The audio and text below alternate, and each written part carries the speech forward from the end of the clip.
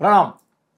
बऱ्याच दिवसांनी आपण भेटतोय आणि बऱ्याच दिवसांनी भेटण्याची बरीच कारणं पण आहेत, पण तो एका स्वतंत्र व्हिडिओचा विषय होईल इतकं मधल्या काळामध्ये काही ना काही केलंय, घडलंय. तर त्यामुळे आज नेने सरांना मी म्हटलं की आज आपण परत पुनश्च हरिओम करूया, नव्याने सुरुवात करूया.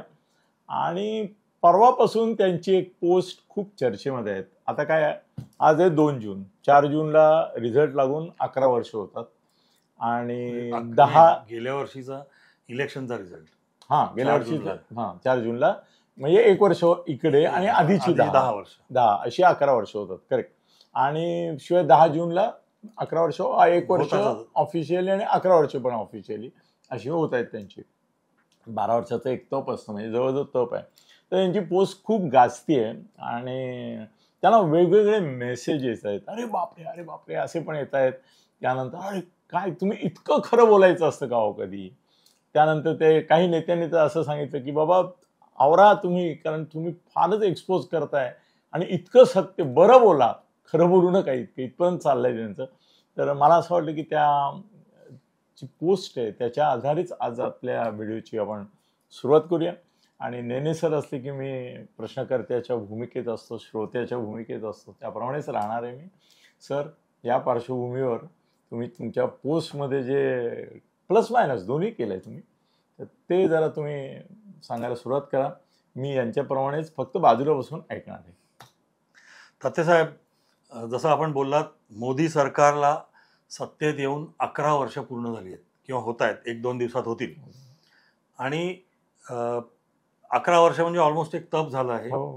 आणि त्यामुळे इतका कालावधी झाल्यानंतर एक सरकारच्या उपलब्ध्या गेल्या 11 वर्षातल्या, त्यांनी केलेली चांगली कामं, त्यांच्या झालेल्या चुका, त्यांचे वादग्रस्त ठरलेले काही निर्णय, असा सगळ्याचा एक उहापोह करावा आणि लोकांपुढे ठेवावा या हेतून मी एक पोस्ट केली होती. तुम्हाला वेळेची बंधन नाहीये याचं, कारण हा विषय सविस्तर घ्यावा अशी माझी इच्छा आहे. ज्यांना बघायचं आहे ते बघतील. तर त्या एकंदर त्यांच्या कारकिर्दीचा उहापोह आपण करावा, लोकांपुढे त्या सगळं मांडावं ह्या हेतून मी ती पोस्ट केली होती. आणि जसं म्हणतात त्याप्रमाणे त्याला खूप खूप चांगला प्रतिसाद मिळालाय. चांगलं पण बोलणारे लोक आहेत, मला थोडासा सबुरीचा सल्ला देणारे पण, प्रेमानी असे पण लोक आहेत. पण हळूहळू लोक तुम्हाला घाबरायला लागले. जी पोस्ट आहे ती आहे, महाराष्ट्राचे सुब्रमण्यम स्वामी होत चाललंय. नाही, मला सुब्रमण्यम स्वामी व्हायची बिलकुल इच्छा नाही. फक्त मला लोकांना एकच गोष्ट सांगायची आहे की जसं एका नाण्याला 2 बाजू असतात, तसं प्रत्येक गोष्टीला 2 बाजू असतात. आणि आपण आपलं आयुष्य एक कल्ली किंवा एकच बाजू बघत जगावं असं माणसाने कधीच करू नये. आणि प्रत्येक गोष्टीच्या दोन्ही बाजू समजून घेऊन मग आपला विचार करावा आणि आपल्याला जे योग्य वाटेल ते करावं. करेक्ट.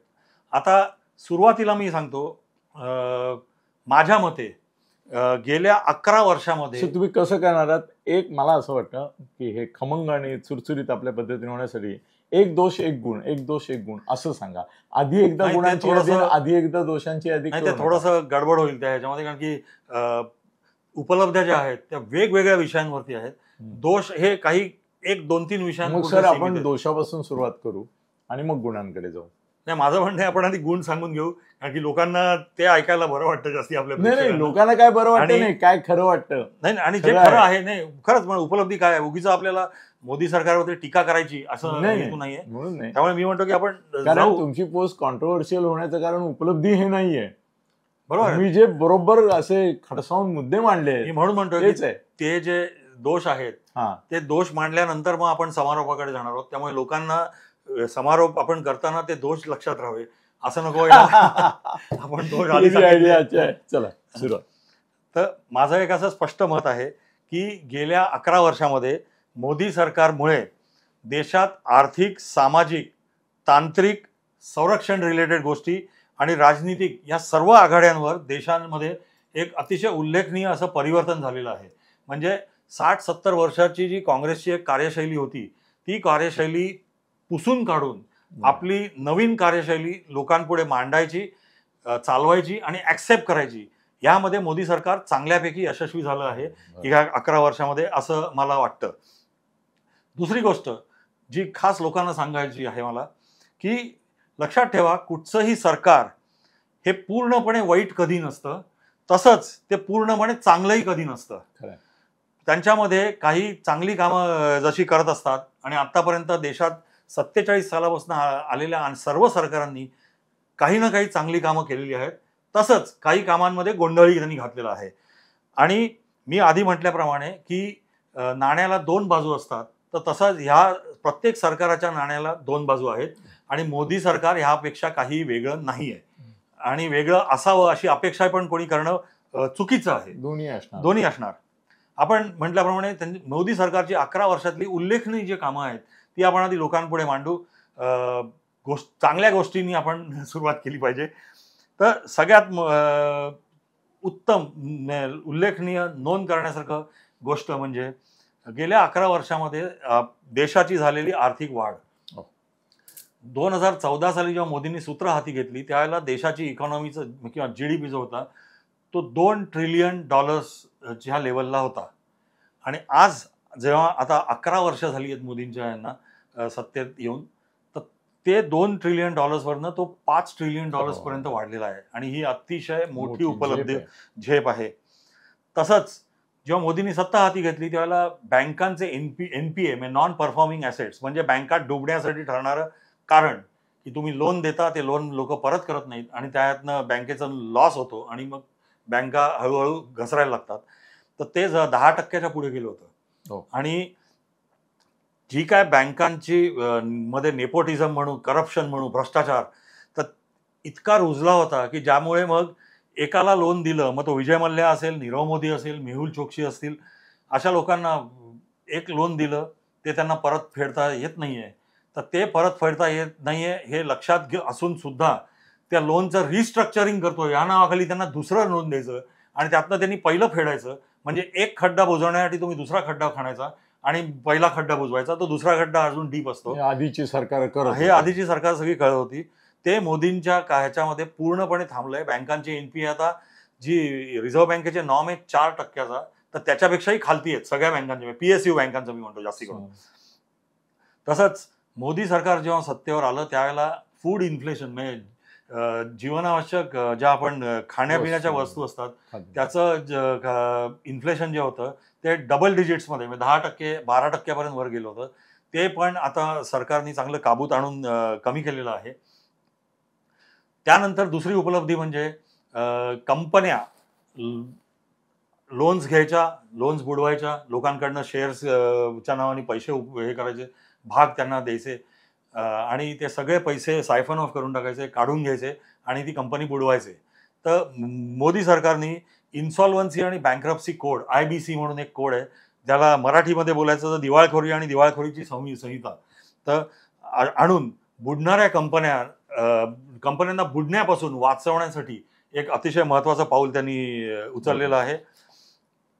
नंतर GST goods and service tax हा एकच टॅक्स सगळ्या देशामध्ये असावा, आणि त्याच्या अंतर्गत गुड्स म्हणजे माल आणि सर्व्हिसेस म्हणजे तुम्ही देता ते सेवा, या सगळ्या गोष्टी एका छत्रीखाली आणायच्या, ते त्यांनी एक मोठं काम केलेलं आहे. आणि सगळ्यात मोठं म्हणजे आर्थिक उपलब्धी आपण जे म्हणतो ते का, आता एक आर्थिक डिसिप्लिन ज्याला म्हणतोय ते देशामध्ये ह्या सरकारच्या कारकिर्दीमध्ये आलेलं आहे चांगल्यापैकी, आणि लोक आता कायद्याला थोडं घाबरायला लागले, जे आधी बिलकुल घाबरत नव्हते. आता ह्याच्यामध्ये सांगितल्याप्रमाणे GDPची ग्रोथ का झाली आहे, तर मोदी सरकारने मेक इन इंडिया आणि आत्मनिर्भरता या दोन गोष्टींवरती भर दिला. सुरुवातीच्या काळात त्यांच्यावर टीका झाली, पण नंतर ती टीकेवरची पर्वा न करता जी आत्मनिर्भरता आपल्या देशामध्ये आता रुजलेली आहे, तर त्याचं अगदी छोटं उदाहरण ताजं द्यायचं म्हणजे लोकांना समजेल.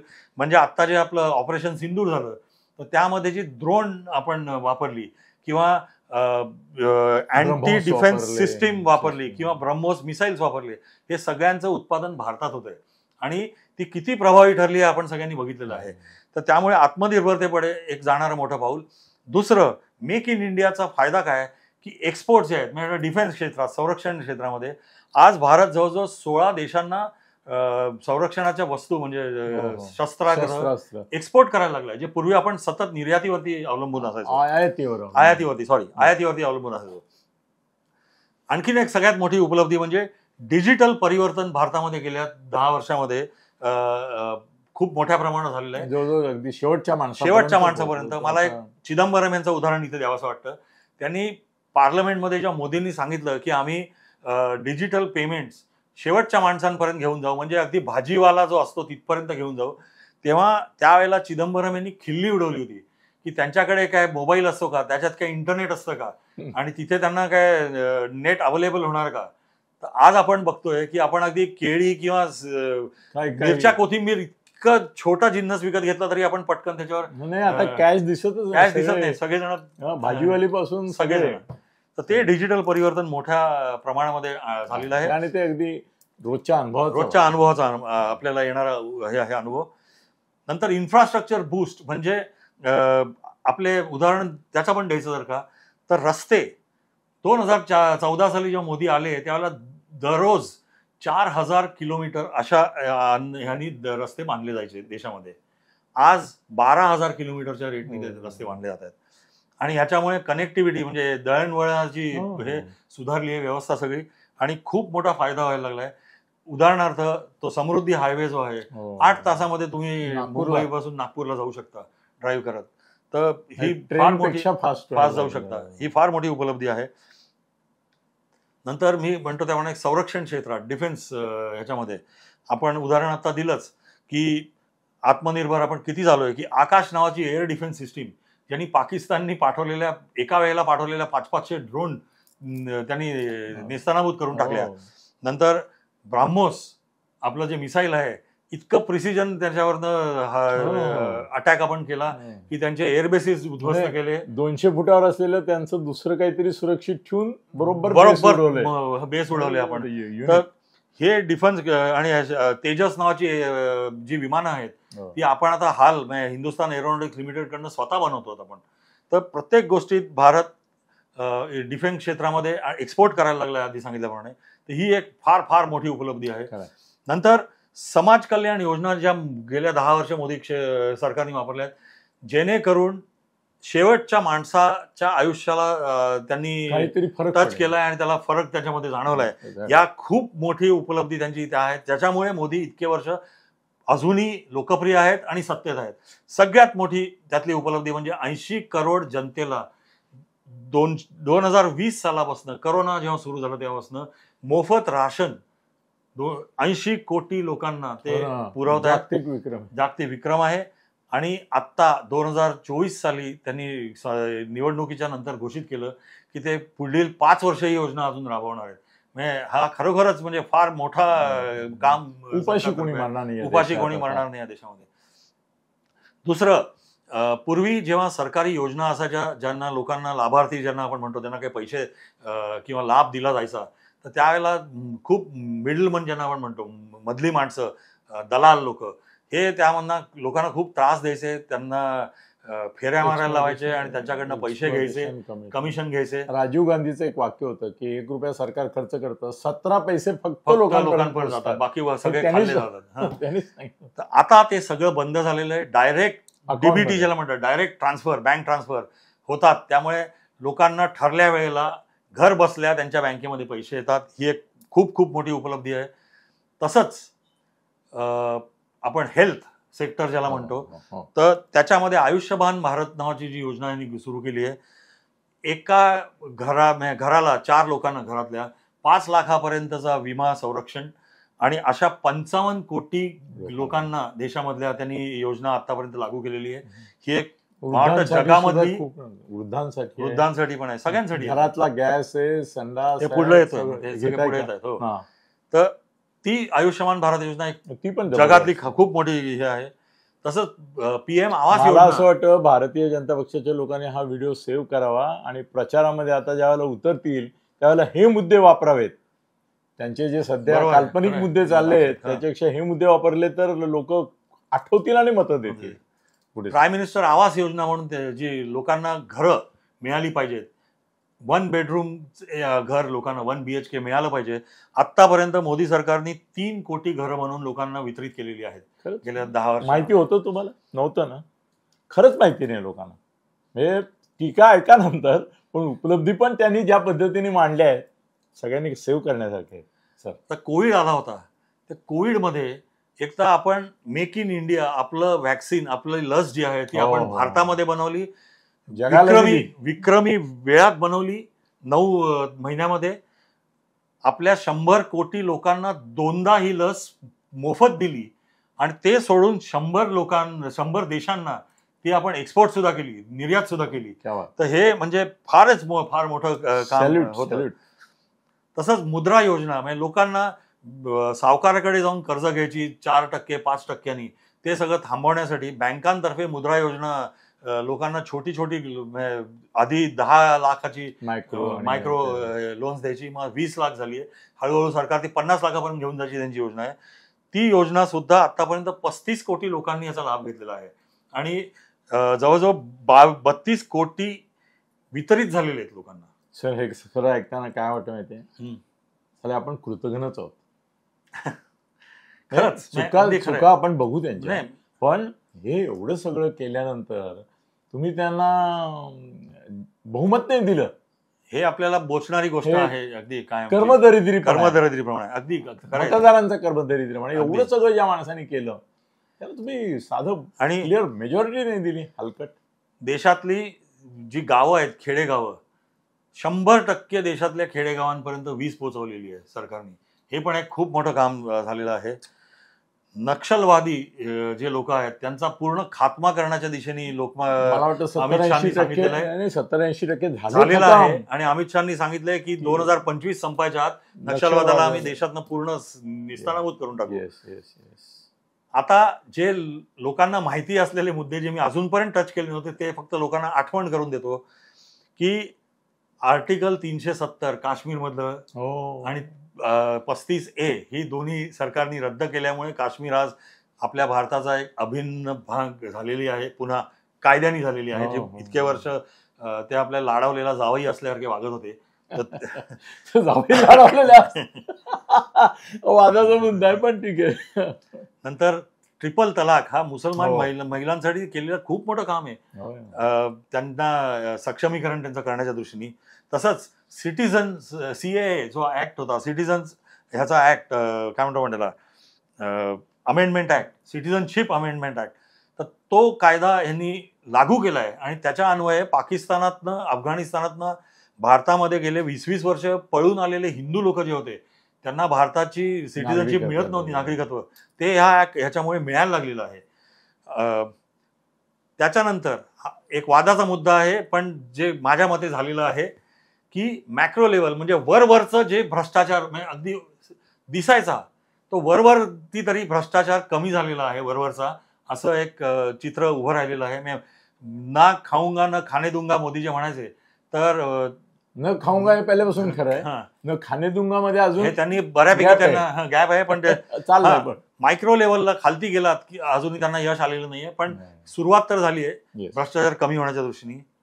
नंतर स्वच्छ भारत, आज आपल्या लहान लहान मुलांना शाळेमधनं ते जेव्हा घरी येतात आणि एखादा आपण जर का कपटा असा आपल्या घरी फेकला तर ते सांगतात बाबा तो उचला कचऱ्याच्या डब्यात नेऊन टाका. ही खूप मोठी उपलब्धी आहे. म्हणजे स्वच्छता आपल्या घरात, आपल्या दारात सगळीकडे बाळगावी, हे मुलांपर्यंत पोहोचलेला मेसेज आहे.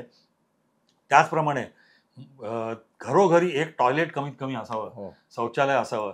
तर हे त्यांनी जे कुठच्या प्राईम मिनिस्टरनी डेअरिंग केलं नसेल, हे त्यांनी रेड फोर्ट, लाल किल्ल्यावरनं केलेली घोषणा त्यांनी ती अंमलात आणली आणि आता ऑलमोस्ट 90% घरं कव्हर झाली आहेत. प्रत्येक घरामध्ये मला वाटतं 100% पण झाली असतील होतं तेव्हा, डेटा थोडा बघायला लागेल पुन्हा, पण घरोघरी टॉयलेट नक्की हे झालेलं आहे. ही खूप मोठी योजना आहे. तसंच 8 कोटी महिलांना आपल्या घरी चूल पेटवायला, जेव्हा त्यांना लाकडं वगैरे पेटवायला लागायची, धुरानी त्रास व्हायचा, त्यांना न्यूमोनियासारखे आजार व्हायचे, तर 8 कोटी महिलांना मोफत गॅस सिलेंडर यांनी उपलब्ध करून दिले उज्ज्वला योजनेच्या अंतर्गत. त्यानंतर ईशान्य भारत जो होता तो कायम मागासलेला, दुर्लक्षिलेला असा एक हे होता. तर ईशान्य भारतामध्ये अरुणाचल असो किंवा ते 7 सिस्टर्स, त्या सगळे आपले बॉर्डरचे एरिया आहेत, तिथे मोदी सरकारने नवीन रस्ते, वीज, नंतर दळणवळणाची साधनं, इंटरनेट सुविधा वगैरे उपलब्ध करून नॉर्थ ईस्टची कनेक्टिव्हिटी अख्ख्या देशाशी खूप वाढवली आहे आणि त्यामुळे देशाच्या सुरक्षिततेच्या दृष्टीने सुद्धा आता तर त्यांनी मेघालय नंतर आसाम ह्या सगळ्या ठिकाणी फेन्सिंग म्हणजे काय म्हणतात त्याला कुंपण घालण्याचं पण काम सुरू केलंय. तर ही सगळ्या उपलब्ध्या ज्या आपण लोकांना सांगायच्या होत्या. माझी एक सूचना आहे तुम्हाला की हा उपलब्धी हा विषय आपला 20 मिनिटं झालेला आहे आणि त्यांच्या ज्या त्रुटी आहेत तोही विषय मोठा आहे. तर आपण काय करूया, 2 भाग करूया. माझ्यामध्ये हे 5 मिनिटात आपण चुका दाखवून नाही आपण काय खूप टीका करणार नाही आहोत, पण त्या एकातच गेलेल्या बऱ्या, कारण की नाही तर चुका कोणी बघणारच नाही आपल्याला. चुका बघतील. चला ठीक आहे, घ्या. तर 20 मिनिटं आहेत, अजून तुम्हाला 9 मिनिटं देतो. हो अगदी. सगळ्यात माझ्या दृष्टीने ह्या चुका ज्या आहेत ज्या लोकांपुढे मांडाव्या, मी कोणाला घाबरत नाही, ना मी कोणाचं लांगुल चालन करतो, ना मी कोणाची चाटोगिरी करतो. त्यामुळे जे आहे ते स्पष्टपणे मांडतोय. माझ्या मते सगळ्यात मोठी घोडचूक मोदी सरकारने जी केलेली होती ते निवडणूक रोखे, इलेक्टोरल बॉन्ड्स जे म्हणतात ते त्यांनी सुरू केले देशामध्ये. आणि ही माझ्या मते घोडचूक मी एवढ्यासाठी म्हणतोय की या इलेक्टोरल बॉन्ड्समुळे करप्शन, भ्रष्टाचार जे आहे ते इन्स्टिट्यूशनलाइज झालं किंवा होऊ शकत होण्याची एक काय म्हणतो शक्यता निर्माण झाली होती. आणि ते कोर्टाने वेळीच थांबवलं. याच्या आधी काय होतं, काँग्रेस सरकारच्या वेळेला काँग्रेस सरकारने काय केलेलं, ते इन्कम टॅक्सचे बेनिफिट्स NGOजना द्यायचे आणि पॉलिटिकल पार्टीजना सांगायचे की अशा अशा देशामध्ये 7-8 NGO आहेत ज्या इलेक्शनसाठी डोनेशन जमा करतात, तर तुम्हाला ज्यांना कोणाला द्यायचं असेल ते द्या. तर पॉलिटिकल पार्टीज त्या NGOजना द्यायच्या आणि त्या NGOज मग राजकीय पक्षांना ते हस्तांतरण करायचे. कंपन्या NGOजना द्यायच्या, मग NGOज ते राजकीय पक्षांना. आता बऱ्याचशा NGOज त्या प्रत्येक पॉलिटिकल पार्टीनी काढलेल्या NGO होत्या. ह्यात काय झालं, रोख्यांमध्ये तुम्ही डायरेक्ट बँकेत जाऊन ते रोखे विकत घेऊ शकत होता आणि त्याच्यावर तुमचं नाव असणार नाही हे सांगितलेलं होतं. ते रोखे मग कुठची पॉलिटिकल पार्टी एनकॅश करते, तर त्यावेळेला लोकांना म्हणजे सुप्रीम कोर्टाने जे सांगितलं की तुम्ही जाहीर करा की कुठच्या नंबरचे रोखे कुठच्या पॉलिटिकल पार्टीने एनकॅश केलेले आहेत.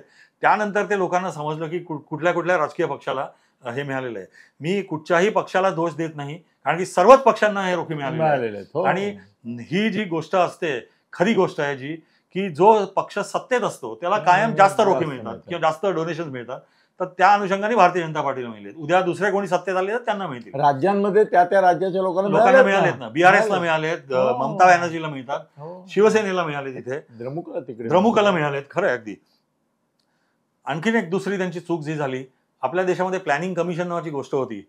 जे प्लॅनिंग कमिशन हे डेटा, देशाला कुठच्याही गोष्टीचा डेटा आणि त्याचा अनालिसिस, योजनांचं, सरकारी योजनांचं काय चाललंय किंवा काय असल्या पाहिजेत याचं एक स्त्रोत जे होतं ते म्हणजे प्लॅनिंग कमिशन होतं. ते प्लॅनिंग कमिशनच यांनी बंद करून टाकलं मोदी सरकारने आणि त्याच्या जागी नीती आयोग. आता नीती आयोगाचं जे स्वरूप आहे ते जास्त रेकमेंडेटरी आहे, अनालिटिकल नाही आहे. तर त्यामुळे हे लोकांना सरकारच्या योजनांचं ऑडिटेड माहिती जी मिळण्याची एक साधन होतं प्लॅनिंग कमिशन हे, तर ते बंद झालं. हे एक माझ्या मते चूक आली. तिसरी, जे बहुतांशी लोक मान्य करतील, गेल्या 10 वर्षात ED आणि CBIचा फार मोठ्या प्रमाणात गैरवापर होतोय असं दिसतंय प्रायमा फेसी. आणि ह्यात डिनाय करण्यासारखं काही नाहीच आहे.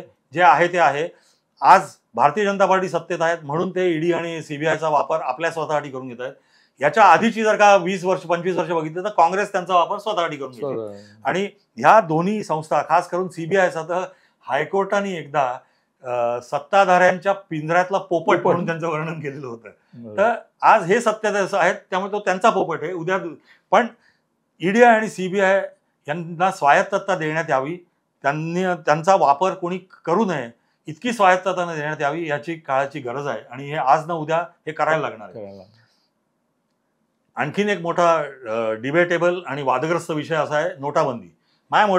नोटाबंदी ही एक चूक का झाली आहे आता मागे वळून बघताना असं वाटतंय, कारण की नोटाबंदीनी जे उद्दिष्ट सांगितलेलं होतं की आम्हाला काळा पैसा ह्याच्यातनं काढून टाकायचा आहे, नंतर कॅश म्हणजे रोकड जी चालली आपल्या इकॉनॉमीमध्ये, त्याची पॅरलल इकॉनॉमी, कॅश इकॉनॉमी होती, ती आम्हाला टोटली बंद करायची आहे. दहशतवादाशी पण, आणि दहशतवादाशी रिलेटेड पैसे, खोटे पैसे छापले जातात आणि ते आम्हाला संपूर्ण थांबवायचे आहे.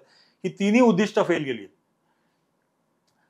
जर का तुम्हाला कॅश इकॉनॉमी कॅन्सल करायची होती किंवा रद्द करायची होती किंवा थांबवायची होती, तर अजून सुद्धा अगदी 3 महिन्यापूर्वीपर्यंत पण आपण बघितलंय की सीबीआय किंवा ईडीच्या धाडींमध्ये करोडो रुपयांची कॅश लोकांच्याकडे उपलब्ध अब्जावधी. असते. अब्जावधी लोक ह्याची 500 तर मग- हजार तर तुम्ही जेव्हा जर का आधीचे 500 आणि 1000च्या नोटा रद्द केल्या आणि ह्या नव्या नोटा आणल्या ज्या कमी छापल्या आहेत वगैरे तुम्ही सांगता, तर एवढ्या नोटा लोकांच्या घरी येतायत छापतात कुठे? कुठं?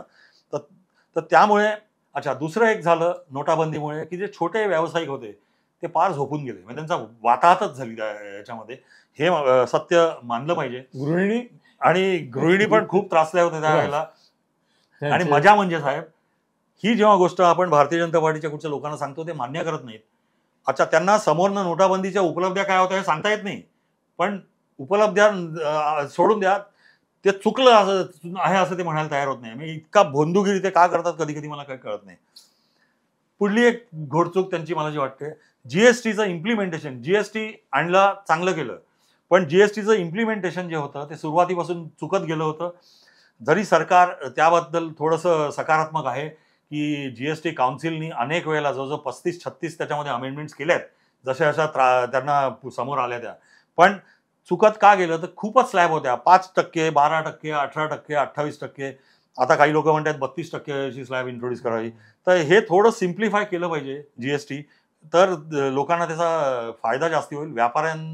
अक्षरशः व्यापारी खूप हैराण आहेत आता. हैराण आहेत. जीएसटीचं रिटर्न भरणं, नंतर आणि त्याचे शिक्षा, पनिशमेंट आणि त्याचं सगळं मागे शुक्ल कष्ट लागलं.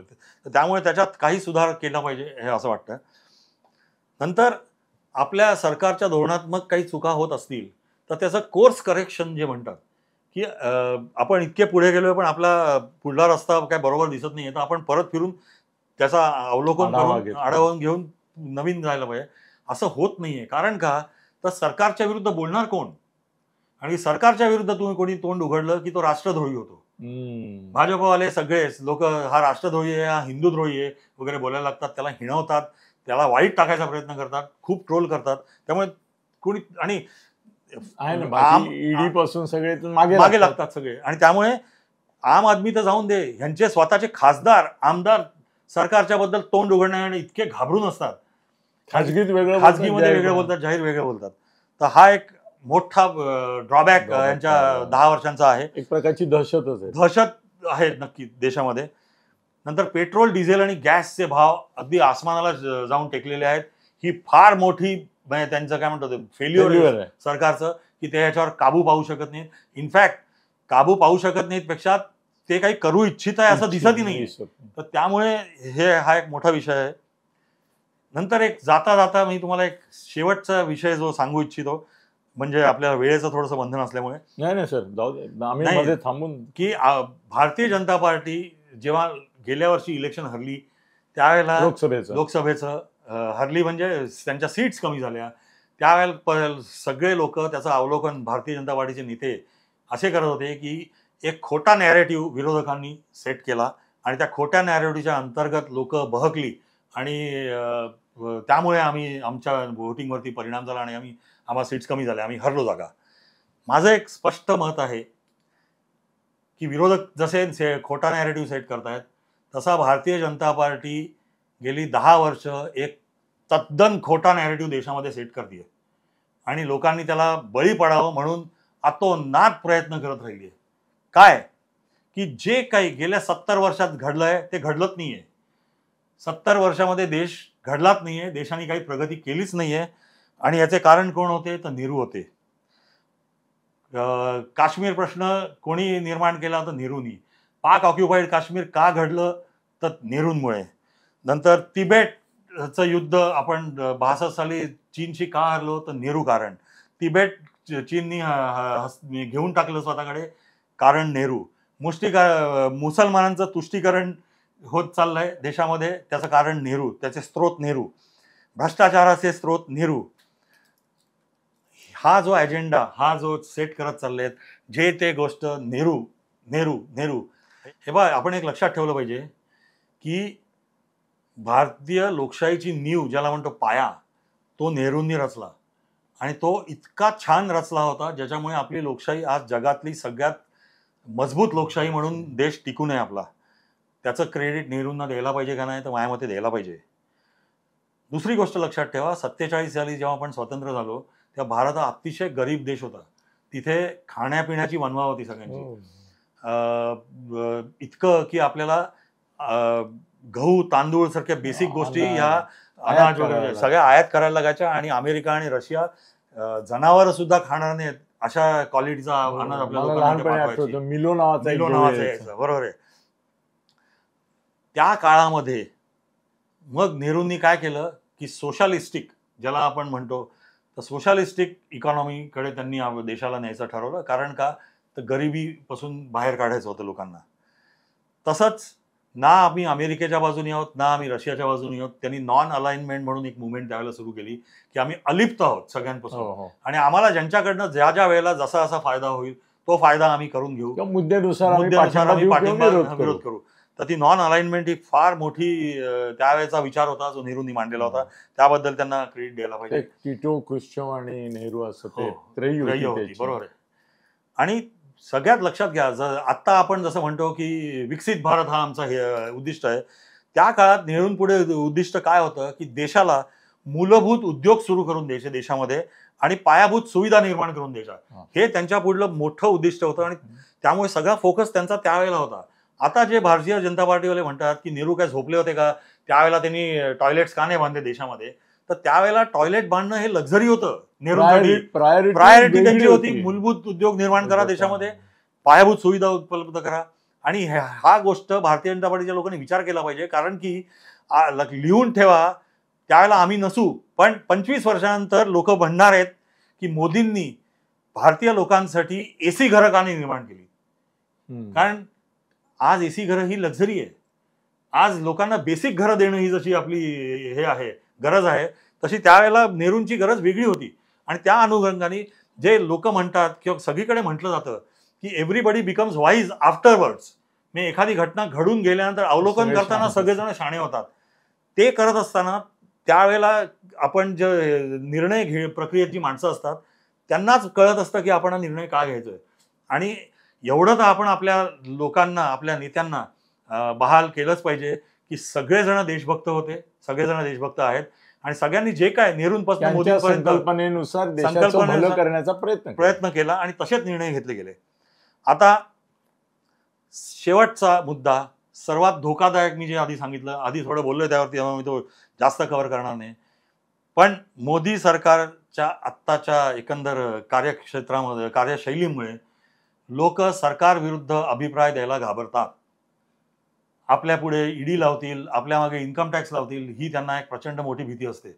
आणि ती भीती काही खोटी नाही आहे. कारण की अशा, आणि हे नुसतं मी बोलतोय असं नाही, हे तर भारतीय जनता पार्टीचे जनप्रतिनिधी, मग ते लोकसभेतले असोत, राज्यसभेतले असोत आणि विधानसभेतले असोत, आमदार वगैरे, सगळेजण खासगीत हेच गोष्ट व्यक्त करतात.